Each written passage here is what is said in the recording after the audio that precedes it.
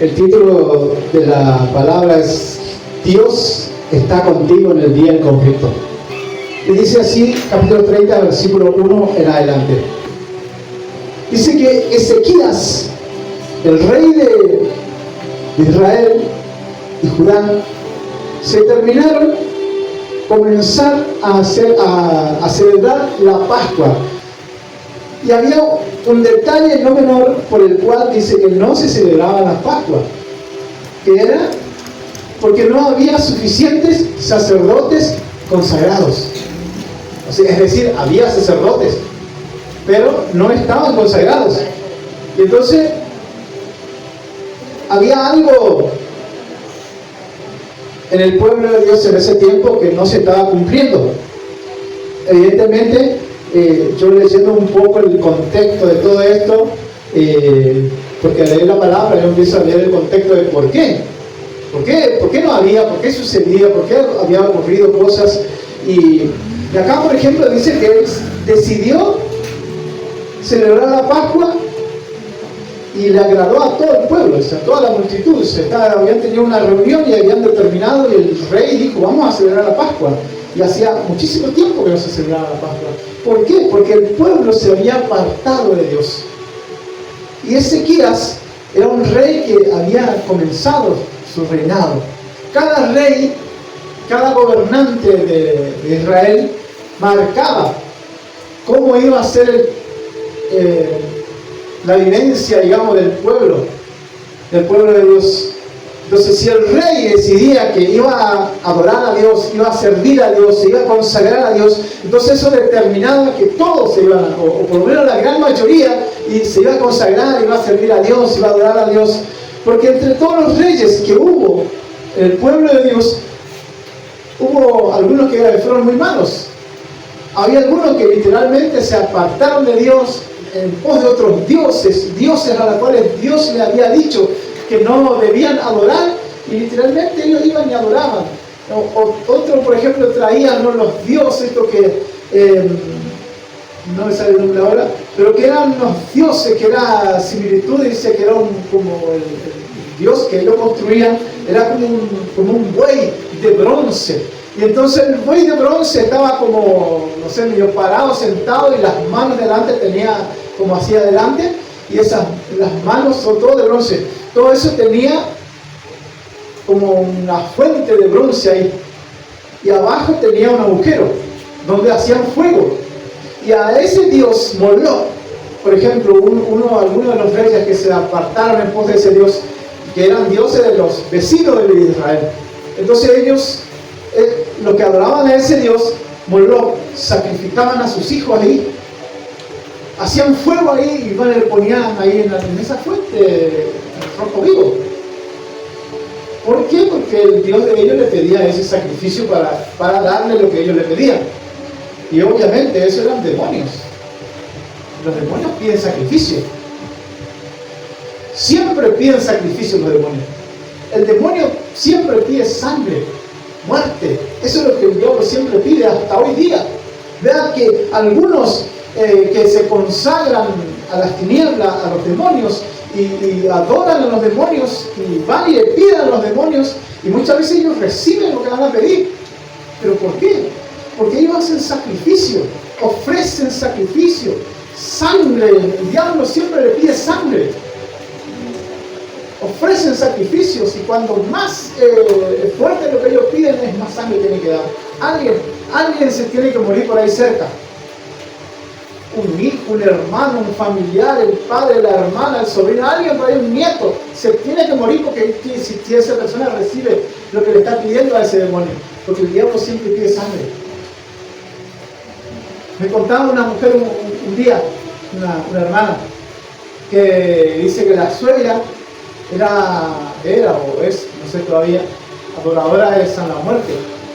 Decía que ella se jactaba, esta mujer, de que ella lo que le pedía a su santo, él le daba. Pero el diablo siempre le pedía sacrificio de sangre. Alguien se tenía que morir.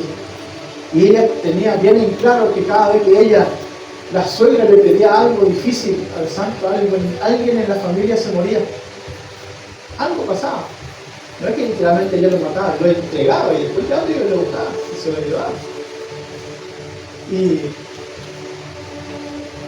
Pero nosotros somos hijos de Dios.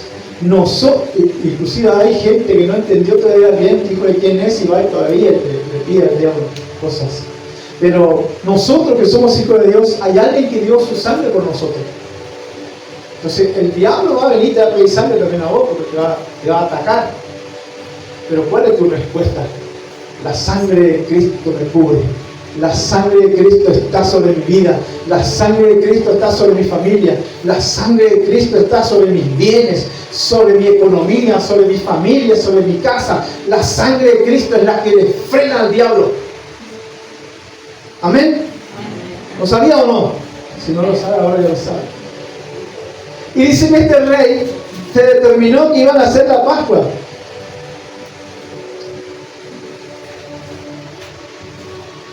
Y empezó a hacer ciertas cosas.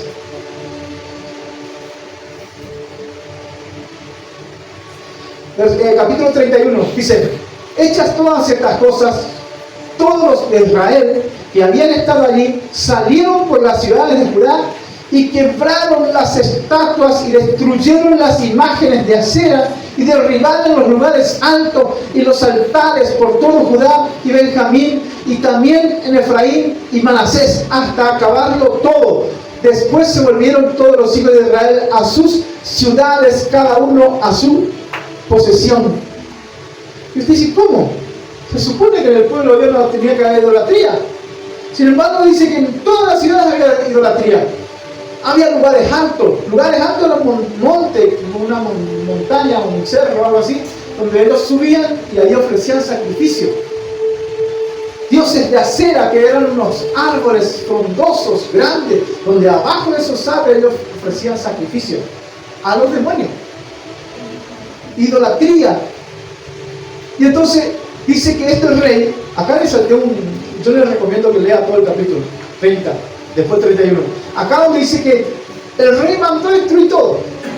Evidentemente el rey anterior había permitido todas esas cosas. Permitió la idolatría. Y porque permitió la idolatría y que después dijo vamos a hacer la Pascua y resulta que no había ni un sacerdote o había pocos sacerdotes consagrados. Porque la manera en que ellos hacían la Pascua es que tenían que ofrecer sacrificios, tenían que matar animales y derramar sangre y ofrecer delante del altar. Y para eso se necesitaban sacerdotes, que eran los que tenían facultades para hacer esas cosas. Porque era un sacerdote el que se presentaba delante de Dios a favor del pueblo para que Dios perdone el pecado del pueblo. Eso era la Pascua en ese tiempo. ¿Sí? Es como hoy en día la Pascua para los cristianos es celebrar o recordar la muerte de nuestro Señor Jesucristo. Porque justamente en esos días, coincidentemente con esos días es que Jesús fue crucificado. ¿Sí? Porque Jesús se presentó como el Cordero. Y acá dice que había que destruir todo. Había que santificar al pueblo. Y como esta semana pasada estuvimos hablando de santificar nuestras vidas, santificar nuestra familia, santificar nuestros hijos, santificar nuestro matrimonio, santificar nuestra familia, santificar nuestro hogar, sin presentarnos delante de Dios como un sacrificio vivo. Decirle, Señor, aquí estoy, mostrame qué cosas tengo que quitar de mi vida, qué cosas tengo que cambiar en mi vida, en primer lugar, qué cosas tengo que cambiar en mi familia, en mi casa, en mi economía, en mi finanza, qué cosas tengo que cambiar, porque yo quiero que el arca entre en mi casa, yo quiero que la presencia que entró en mi casa no se vaya, sino que se quede, que siga aquí. Amén. No que cuando se vaya el pastor o el hermano que vino a orar en mi casa, se fue. No, que se quede conmigo. Yo puedo estar en todas partes. Yo puedo estar en mi casa, en tu casa, en la casa de todos. Amén. Y entonces acá dice que ellos iban a celebrar la Pascua y entonces él determinó que había que santificar todo. Y él se puso en marcha, el rey, y ordenó y envió por toda. Imagínate al gobernador de repente. Sí, de repente Dios un día pone un gobernador de esto. Y dice, vayan, tumben todos esas cosas que hay por ahí en la costa de los caminos. Después hay uno acá, después hay otro allá, y nadie le puede decir nada, nadie le dice nada, va a destruir, van a denunciar porque por destrucción, algo así, van a tener problemas. Pero ninguno allá en los que dictan las leyes no se le ocurre hacer un edicto para prohibir esas cosas. Y hay gente cristiana ahí en los municipios, porque esto está en el municipio, que permiten todas esas cosas. Así al costado del camino, ¿no? Un 8 kilos, un San Muerto, un San Pirulo, ahí. Pero gloria a Dios, ellos tratan de establecer altares, pero nosotros somos altares, amén, porque tenemos el Espíritu Santo, somos altares andantes, donde vamos, tenemos que entender que somos hijos de Dios y somos altares, y debemos marcar la diferencia. No que solamente aquí cantamos, gritamos y oramos, y cuando salimos también.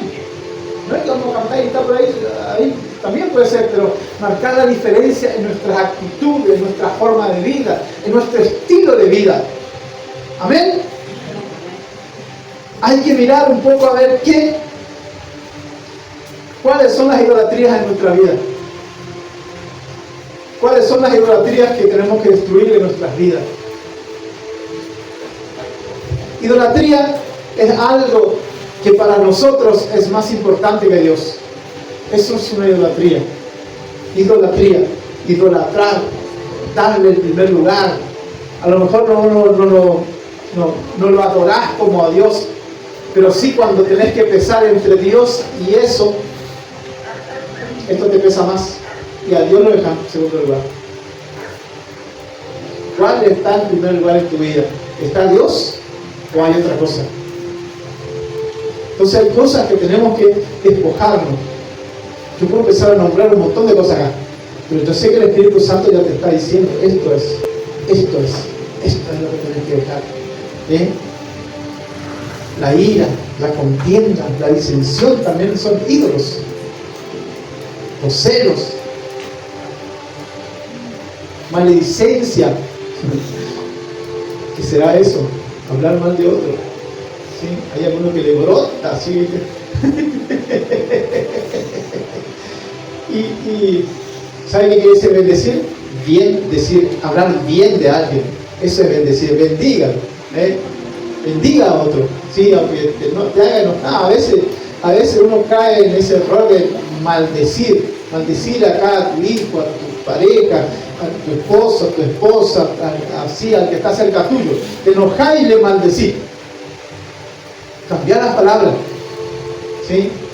Pues a mí me pasa que cuando yo conocí al Señor era de muchas malas palabras, es decir, yo me divertía diciendo malas palabras, una más fuerte que la otra. Y después me costó, ¿viste? Cuando conocí al Señor me costó cambiar mi vocabulario. Pero yo lo fui cambiando, ¿sí? Las expresiones, ¿viste? Que cuando te agarra de sorpresa, así está por un clavo, ¡pam! En el dedo te metes. La sangre de Cristo, digo yo. Así ya hace mucho, ya que ¿viste? Así ya me sale solo esa expresión. La sangre de Cristo. ¿Sí? ¿Qué te pasó? Me digo,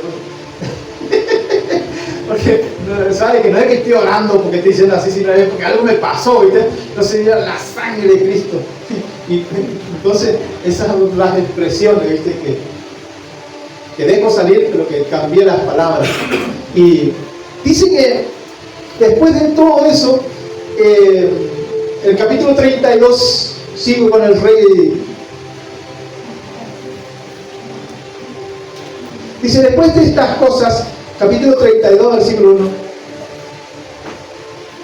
y de esta fidelidad, fíjense, después de estas cosas y de esta fidelidad, vino Sennacherib, rey de los asirios, e invadió a Judá y acampó contra la ciudad fortificada con la intención de conquistarla.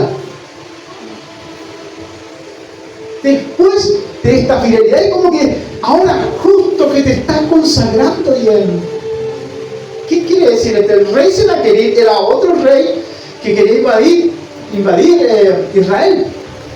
Quería tomar posesión.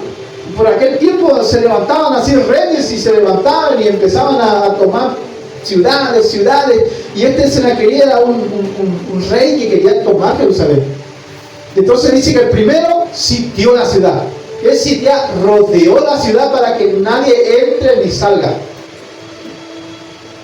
Y bueno, y ahí estos reyes tomaban el tiempo, podía estar 1 mes, 2 meses, 6 meses, años, a veces duraban los sitios que rodeaban, porque lo que buscaba era desgastarlo para que no pueda entrar nada, ¿viste? Entonces comenzaba después a ocurrir que a veces no tenían agua, después empezaba hambre porque no entraba alimento a la ciudad. Y dice que acá dice, después de esta fidelidad, dice, ¿por qué? Porque él empezó a ser fiel y empezó a quitar todos los ídolos, destruyó todo ahí. Es como que, bueno, pero y ahora que estoy buscando a Dios, que estoy encarrilando al pueblo para que todo se consagre, vienen a querer. Y entonces dice que el rey ya venía tomando ciudades, pueblos, países, todo, y llegó ahí a Jerusalén. Y entonces dice que le mandó un mensajero. Le mandó un mensajero y en ese mensaje le amenazó. Una amenaza. Y como que le mandó cartas escritas primero. O sea, lo leería, pero si no me llevan el tiempo, lo voy relatando. Después lea luego usted el capítulo 32. Dice que le mandó cartas y además dice que un mensajero se acercó ahí cerca de la torre, ¿sí? Donde había gente y le empezó a gritar ella, ustedes ¿por qué le hacen caso a ese rey? Les va a llevar a la perdición, más vale ríndanse y se van a evitar de morir, porque yo voy a atacar. Nosotros vamos a atacar y lo vamos a rodear y lo vamos a matar a todos, y los hijos de ustedes van a ser nuestros esclavos, los vamos a vender como esclavos. Y le empezó a martillar los pensamientos y la mente para meterle miedo. Y el rey le decía que había que confiar en Dios. Confiemos en Dios porque Dios nos va a ayudar. Dios está con nosotros. El rey estaba confiado, Dios está con nosotros. Pero la gente dice que empezó a desmayar. La gente empezó a tener miedo, porque el enemigo siempre va a tratar de que tengas miedo. Cuando te metió miedo ya te ganó, porque ya perdiste la fe. Y ni aunque ores, si orás con miedo, la oración de miedo no tiene respuesta. La que tiene respuesta es la oración con fe, con certeza de lo que orás va a recibir. Si tenés miedo, ahí el diablo está metido. Entonces hay que el miedo viene ahí a traer un pensamiento, y el pensamiento, cuando entra un pensamiento de miedo y uno le empieza a dar lugar y empieza a pensar en eso, lo negativo, ¿sí? Como cuando alguien viene o vas al doctor y te vas y te hacen los análisis, y de ahí va y te dice, sí, tenés tal enfermedad. Y hasta ese momento no sentía unos dolores, hermano, tanto, pero ahí cuando te dijo que tenía una enfermedad, y peor si te dijo que tenía un cáncer, pero ya en la mitad ya medio que ya te está muriendo ya. Porque ya tu mente ya da cuenta de qué va a pasar con mi vida, y cuántos años voy a vivir, y cuánto voy a morir, y esto que lo otro, y mi hijo, y mi casa, y esto y todo, ya empieza hasta a pensar a ver cómo hace su sepulcro. Porque la mente es tan rápida, imagina tantas cosas en un momento, pero que la palabra dice que nosotros tenemos que dominar nuestros pensamientos, tenemos que llevar cautivo, dice, todo pensamiento a la obediencia a Cristo, obligar a nuestra mente a no seguir pensando mal. Entonces, buscar la forma, la manera, una manera de leer la Biblia, buscar versículos de la Biblia, promesas de Dios, que Dios te promete, la palabra de Dios dice tal cosa, Si tu problema es económico y se te cerró la puerta, quedaste sin trabajo, y ahí lee Isaías, dice, yo iré por delante de ti, enderezaré los lugares torcidos, quebrantaré puertas de bronce, cerrojos de hierro haré pedazos. Esa es la palabra, no hay puerta cerrada. El diablo te dice que todas las puertas están cerradas. Para vos no hay puerta cerrada, ahí tenés la llave. Puertas de hierro, cerrojos de hierro, dice. Puertas de bronce y cerrojos de hierro haré pedazos, dice. Entonces, el bronce simboliza el pecado. El hierro simboliza pensamientos. Entonces, si quitas el pecado de tu vida, si te arrepentís de tu pecado, Señor, estoy libre de pecado. Tu sangre me limpia, tu sangre me lava. me santifica, me purifica. Tengo acceso a la presencia de Dios. Puedo pedirle lo que sea a Dios porque Dios me escucha.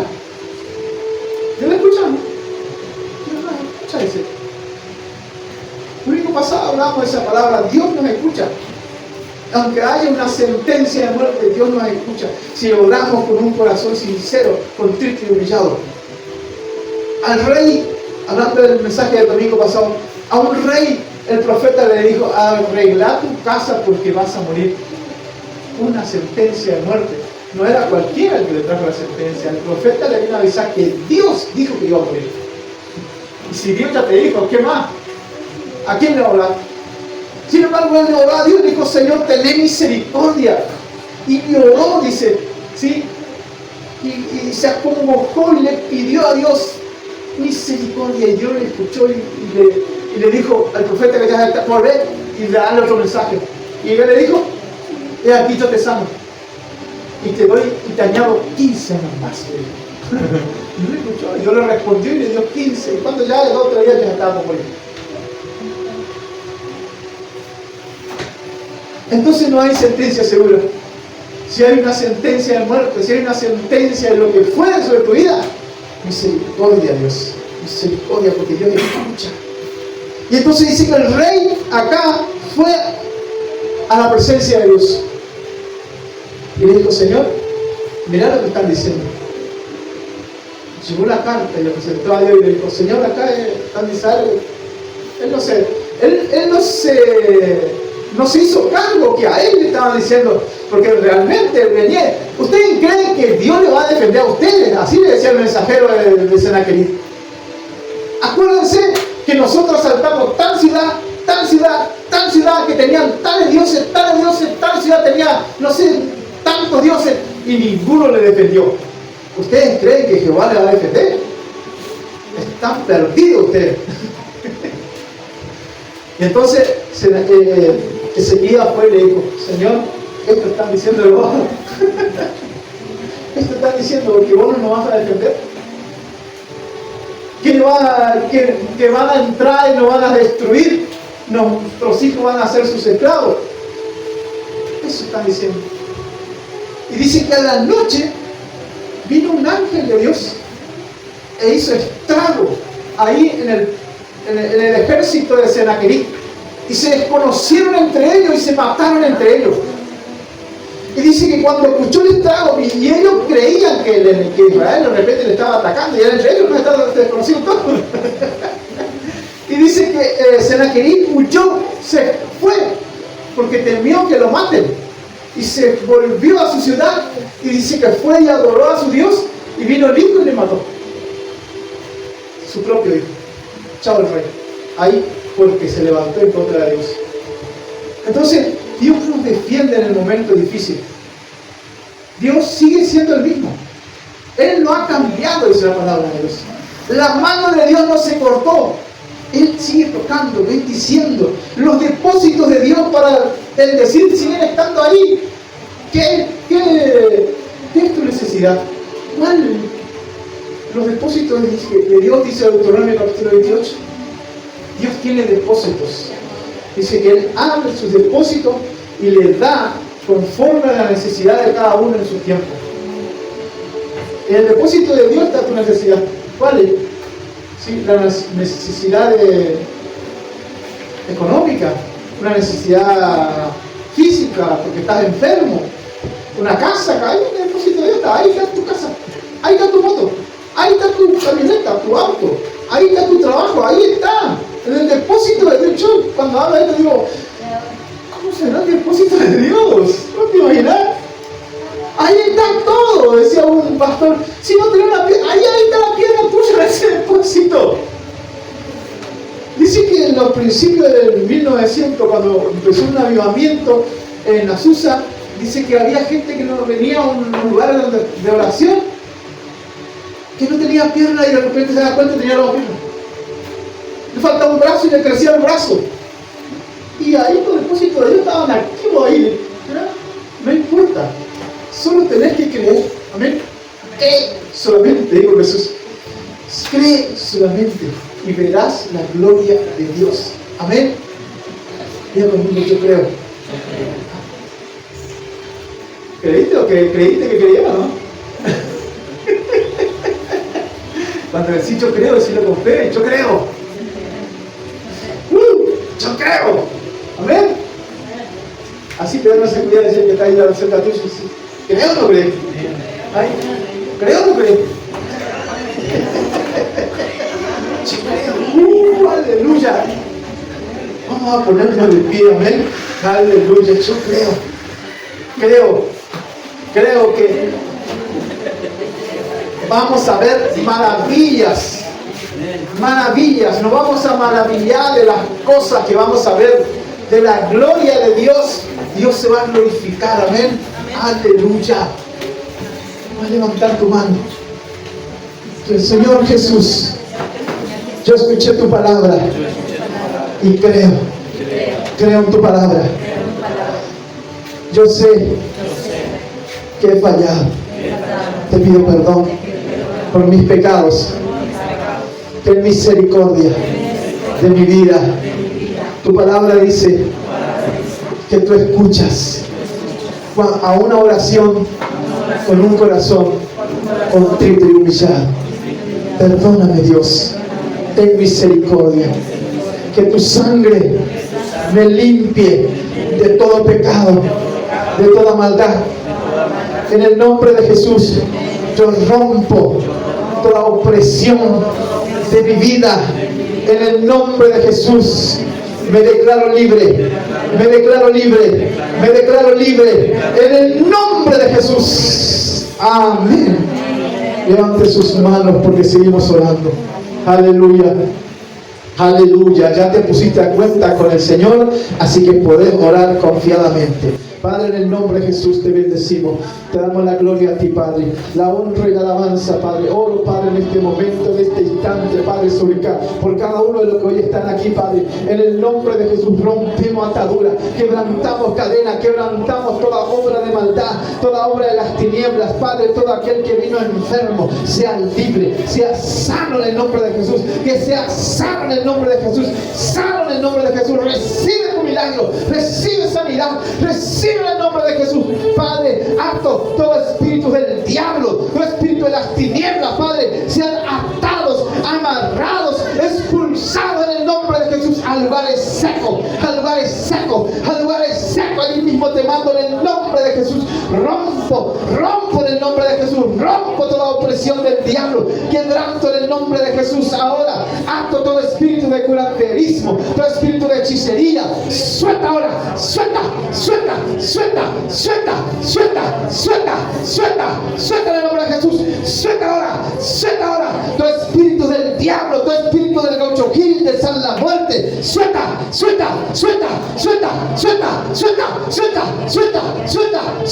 Se rompe toda iniquidad, se quebranta toda maldición del diablo por la sangre de Cristo. Deja un ratito eso porque ya lo vamos a hacer. En el nombre de Jesús, en el nombre de Jesús se rompen las cadenas, se rompen las ataduras, se quebranta toda iniquidad, se quebranta toda maldición del diablo ahora. Todo espíritu de borrachera, todo espíritu de alcoholismo, suelta en el nombre de Jesús, suelta en el nombre de Jesús, suelta ahora, todo espíritu de droga, suelta, todo pacto, todo hechizo, se rompe ahora, se rompe en el nombre de Jesús, se corta toda maldición, libre en el nombre de Jesús, libre, por el poder del Espíritu Santo, en el nombre de Jesús, hay poder en la sangre, hay poder en la sangre, todo espíritu de miseria, de pobreza, de mezquindad, de avaricia, de ruina, suelta en el nombre de Jesús, suelta ahora, en